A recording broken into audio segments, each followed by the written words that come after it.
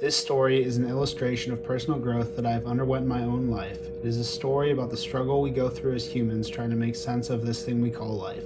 And ultimately, it is a story with learning how to be content with life, even though we do not hold its many answers. The story will follow a boy named Tim taking his high school science test. He was never a great student, especially when it came to test taking, and all the tests he took in high school provided great amounts of anxiety and struggle for him. This test was especially important to do well on for Tim, so the stakes were high.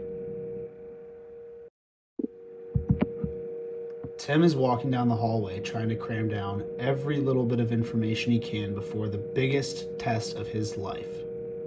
This is his chemistry final, and if he doesn't pass it, he will not graduate junior year. You can see him close the book and enter the test room, just awaiting. As he sits down and looks at the test, he tries to answer all the questions he can, but gets stumped on just the second one. He sits there in confusion, and then confusion turns into anger, and he spends so much time thinking about this problem. He just doesn't know it, and there goes the test for Tim.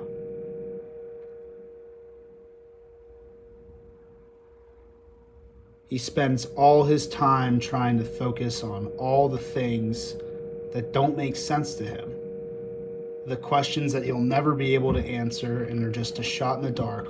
Because if he spent more time on the things he did know, he would have actually walked away with not that bad of a grade. But he lets the things that he has no control over get to him. Instead, if he were to focus on the things that he did know, he would have a much clearer mind space. He would be able to go throughout life and take his tests with much more ease, simplicity, and understanding.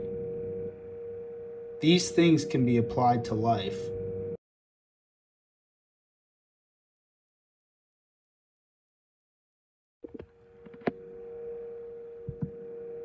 While a test isn't exactly like life, let's see what happens when he focuses all his energy on the things that he does understand.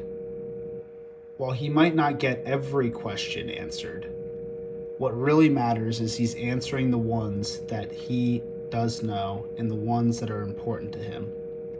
He says forget it, he flips the page and goes on to the next answer.